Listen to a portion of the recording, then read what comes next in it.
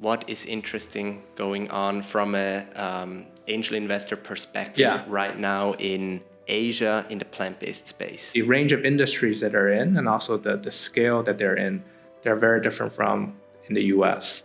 What's different?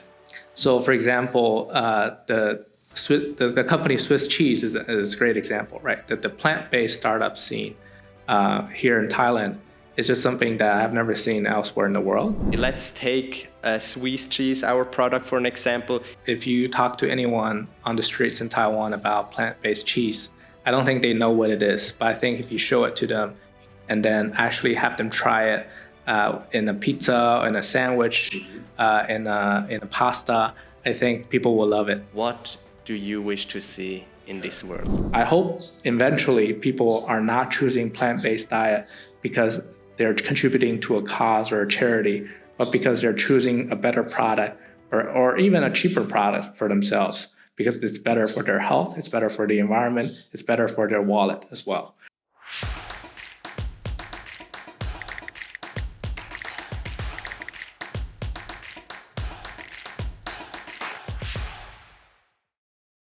Welcome back to the Plant-Based Podcast Asia.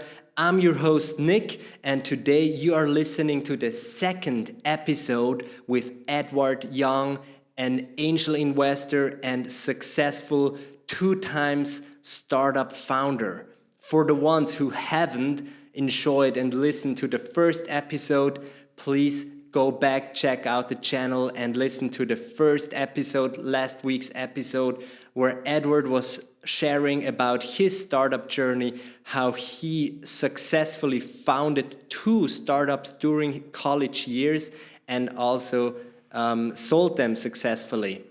So go back, check out the episode, and now let's dive into the second part. Enjoy. Now, you mentioned that after college you decided to move back to Asia, and obviously you're very passionate about sustainability. Now, talk a bit about your current work as an angel investor, and where do you see like the trends? What is exciting for you right now? What's your passion in this investing space? Right. So after working for GM for a few years, I moved back to Asia to work at different startups ranging from intersection of mobility and energy, micro mobility, working at 2 separate e-bicycle startups. Just earlier last year, I joined my current company to be working as an angel investor. So this is the change in the perspective from being in the startup spaces, people working in startups or people who founded startups, now being as an angel investor looking at startups from an investor perspective. Exactly. And I think this is, again, why Edward is such a valuable guest, because you have these both perspectives, right? Right. Please continue. So I think one of the prime reasons for my joining the firm was that I bring a fresh perspective of the startup founders and also people who have worked in startups to a group of people who usually have only dealt with, for example, finance and accounting problems. So I bring that startup, so I can now resonate with those startup founders, what their challenges are and what resources they need from a investor point of view. We are currently looking at startups in Asia, mostly in Taiwan, in mainland China, in Hong Kong, Macau, and also Southeast Asia. The range of industries that are in and also the scale that they're in, they're very different from in the US. What's different? So, for example, the company Swiss Cheese is a great example, right? That the plant-based startup scene here in Thailand is just something that I've never seen elsewhere in the world.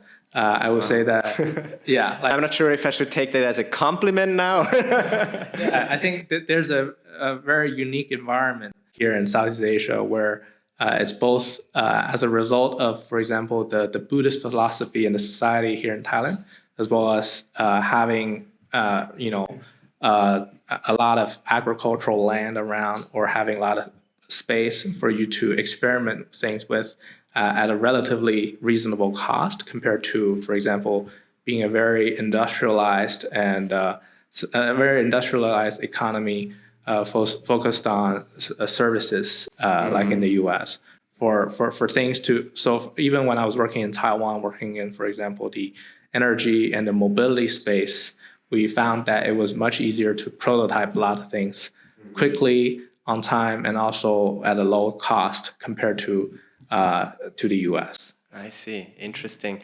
Now let's transition a little bit from sustainability or let's make the connection to plant-based and the plant-based space, because I know it's something you're also into.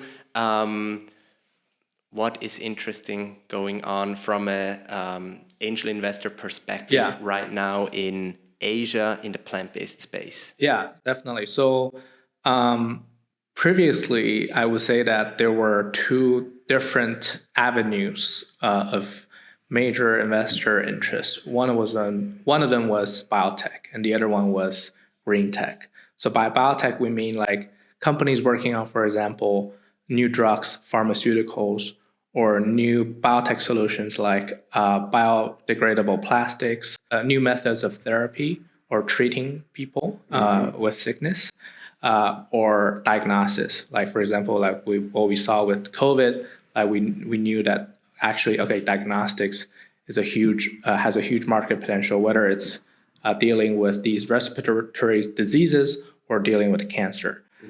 So previously, biotech was mainly focused on human illness and treatment. And then green tech was mostly focused on, for example, solar and wind energy, electric vehicles, environmental pollution and remediation, like things like how to treat like water treatment processes, carbon capture processes, etc.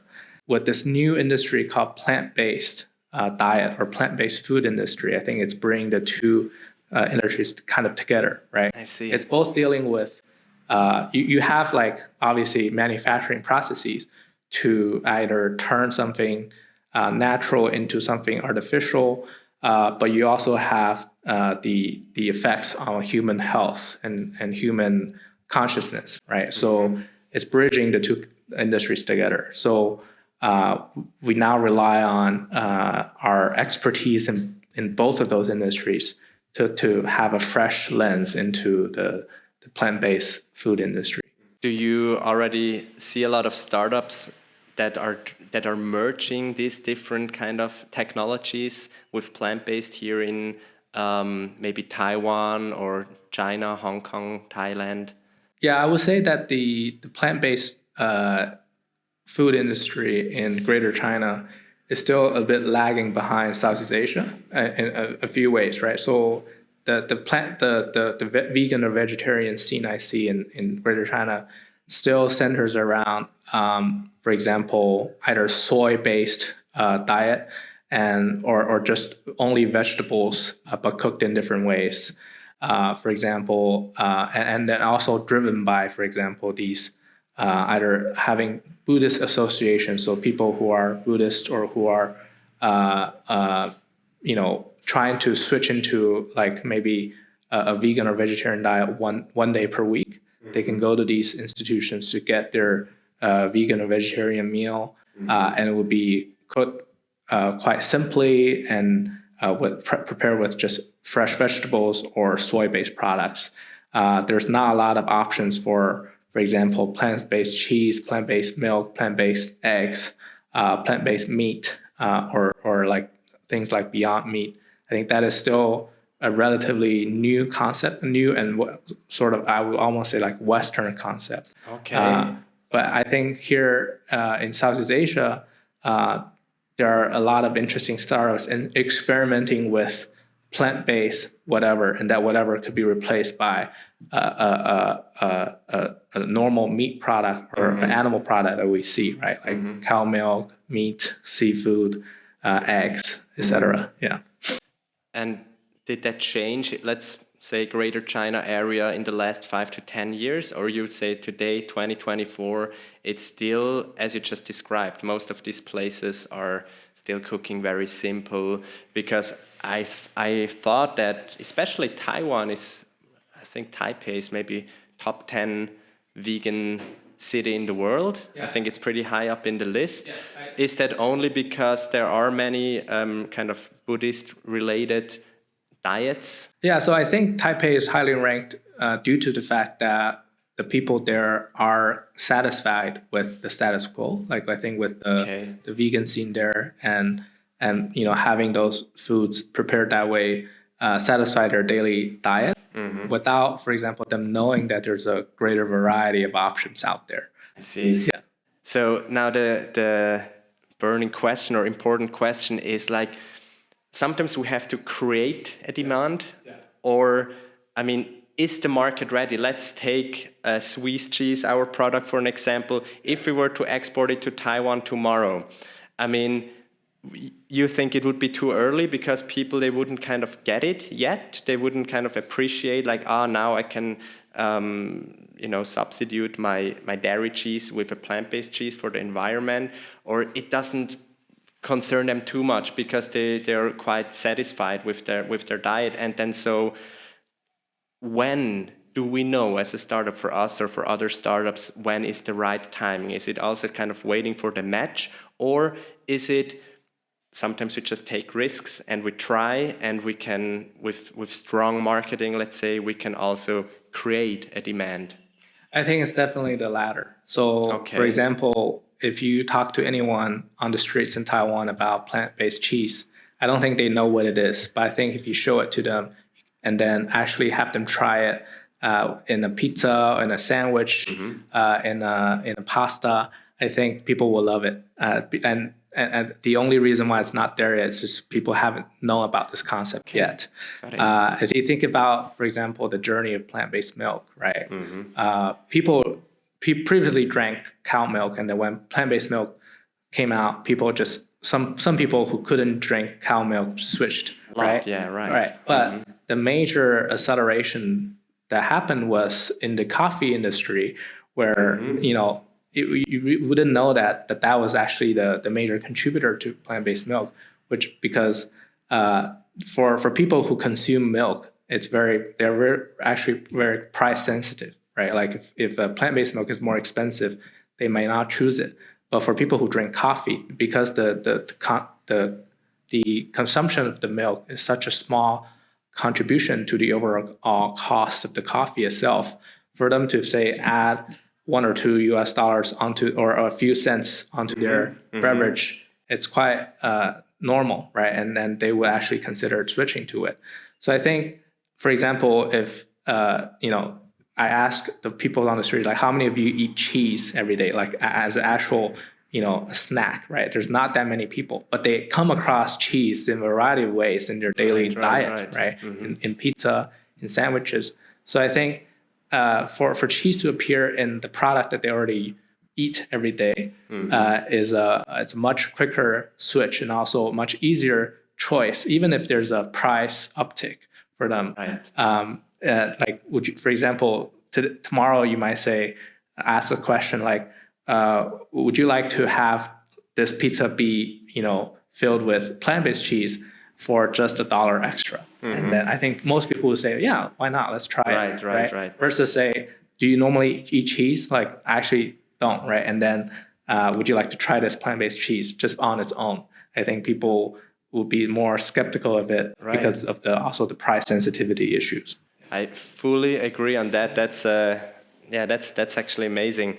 Now, for you as an angel investor, what is it that you say, I want to invest in that company? Of course, before such an investment happens, there's a huge due diligence, I understand. But still, what is it that you're looking for? And again, you're talking here to an audience of other startup founders, and it can inspire them. Yeah. So I think, first of all, I have to be able to personally relate and resonate with that issue, right? Whether it's plant-based diet or water resources wasting, I can understand the problem being solved here, and also I can understand that this solution needs to be created. Next, I will look at, for example, whether this team of people, because there are also many other people working on this, maybe solving the same issue, have the right backgrounds and the experiences to be able to solve that issue, right? And also I'm looking at, for example, the future trends of growth for the next 5 to 10 years. So I'm not looking at just a bubble or a fad, right? It's something that's really concrete that you can see it's changing people's behavior. It's not just for like a short-term exponential growth and then collapse, right? We're looking at long-term sustainable growth. So all these qualities contribute to this company having a higher potential of being invested in. And remember, like as angel investors, we invest in companies that not just eventually have a vision to make more profits and help generate value for us to be able to exit at a higher value at a later point. We're also looking at startups that have a positive impact on the world, right? Because these are the major drivers for social changes in the world, especially when, for example, we often say that the governments are usually lacking behind, like a lot of the reforms and the changes that we need. If you look at the developments of our world these days, right, most of the changes are driven by technology, are driven by companies, are driven by corporations and startups, rather than driven by government policies. Right. Whether it's like, for example, if you're looking at electric vehicles in the US or China, or renewable energy, a lot of them are not driven by necessarily the policies, but also Private sector. Yeah, private sector. Yeah, exactly. That's great. To wrap up for today a little bit, and I think you just touched on that also. Something that always comes up in this podcast is vision. Yeah. Okay. So for you personally, as an angel investor and individual, like what do you wish to see in this world? Yeah. So that's a great question, and I've also been asked that same question before. I'd like to share with you a personal experience from me working back when I was working in the electric vehicle industry, right? Like for example, when Tesla or when GM first came out with their electric vehicle, people would say that, oh, like the people who will buy these electric vehicles are either rich people who want to show off or people who are environmentally conscious, but they have to make a sacrifice in some ways, right? Whether it's in its quality, in its range, or in terms of its price, because electric vehicles were usually highly priced compared to normal gas vehicles. So you're sort of like contributing to a cause of charity when you're buying these new products to save the environment, right? But later on, as technology improved, as more and more investments pour into these companies, buying an electric vehicle today is not like a contribution to charity. You're not just buying. So people would say like, people used to say that I'm buying this electric vehicle because it's a greener vehicle. Right. It's a more environmentally conscious vehicle. Now people will say that I'm buying this vehicle because this is a better vehicle in overall, right? In terms of safety, in terms of range, in terms of its customer experience, everything is just better. So I'm not choosing a greener car versus a non-green car. I'm choosing a better car. Right. So in terms of, if we switch back to, for example, plant-based food industry here, right? I hope eventually people are not choosing plant-based diet because they're contributing to a cause or a charity, but because they're choosing a better product or even a cheaper product for themselves, because it's better for their health, it's better for the environment, it's better for their wallet as well. So people, it would be a no-brainer consideration when they are ordering at the restaurants, like if they're offered plant-based milk versus not plant-based or versus cow milk, that they would definitely choose plant-based milk. Or when they're offered plant-based cheese versus normal cow cheese, they would definitely choose plant-based cheese because they believe it's in its value, and also because it could be lower priced as well. Right. Yeah. So that's the vision I hope to achieve through investing in startups that are working on tomorrow's solutions. Wow. To bring them to market faster, or to basically have them be, for example, more viable to the wider public. Wow, that's an amazing vision, and I really love that comparison that you just made from the EV industry also to the plant-based industry. Well, I got one more extra question. Sure. If you were to make a little prediction, well, you don't need to give me a number of years, but I mean, in the EV industry, this example that you just mentioned, I mean, that happened already. Right. I mean, I was in Shanghai, I told you, like 2 months ago, and on the street, there were like probably 50% of the cars were EVs. I would say so. Yeah. Now, making the bridge to the plant-based, how long do you think it will take to actually adopt it so that the mass market would adopt it? Maybe I don't talk that everyone needs to become a vegan. Of course, that would be great. But that they adopt it as a choice. Like, I think we see that happening in the West already now. But talking about Asia, any prediction or forecast that you want to make? I think definitely having these plant-based food products being available on the market, gaining those visibility is important.